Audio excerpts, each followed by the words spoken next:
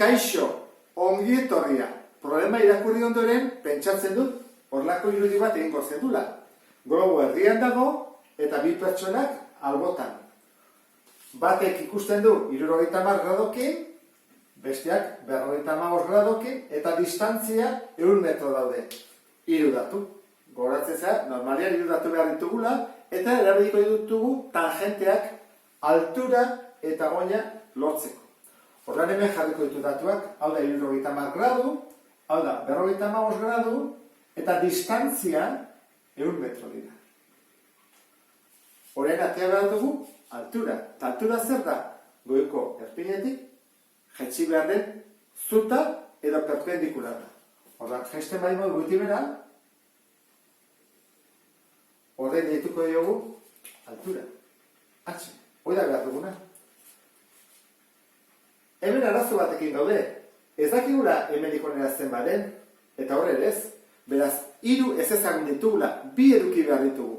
Hemen dago bat, eta hemen 2 daude. Ordan, bitakon bat ezagutu behar dugu. Bat bai, eta bestea ez. Bestela ezin dugu egin.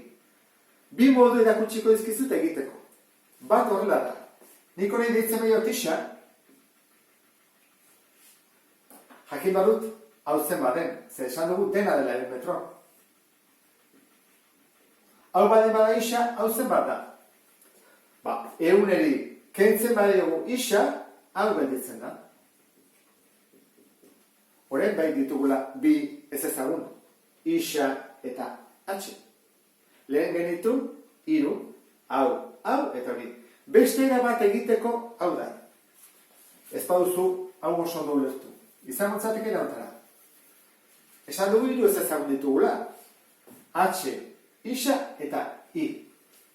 Eta gu badakigu, isa gehi I direla 1 metro. I bakarrik uste badugu, belitzetzeko horrela.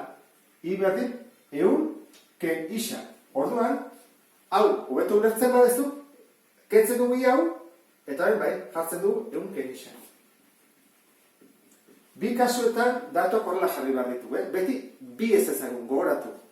3 datu, 2 ez ezagun. Eta bali betu 3 izan ezagun, baten bat, horako prozedurarekin kendu egin bat dugu.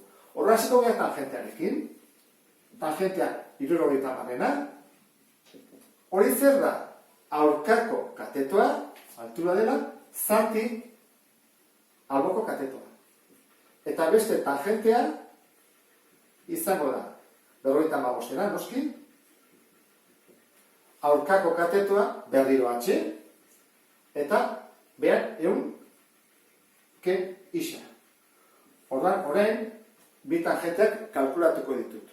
Tangenteak kalkulatu eta biribildu ondoren, orain egin behar duguna da, izendatzaileak beste atalera pasa bidertzen. Orain, genetuko litzateke horrela, 2,75 isa berdin H, 1,43 eta hemen 100 ken isa berdin H, eta hau, badakizu zer egin badugun, ezta? Lehen bezala, H eta H bali badago, berdintze metodoa. Orduan jarriko dut, ezkerreko atala, berdin, ezkerreko atala, eta paretesak kenduta. Orduan geldituko litzateke.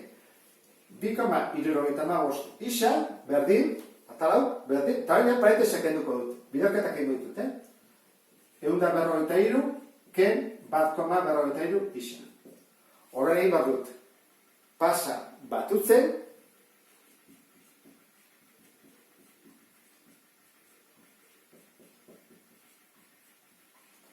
batu egin behar ditut, 4,18 isa, eta horren zatitzen pasa.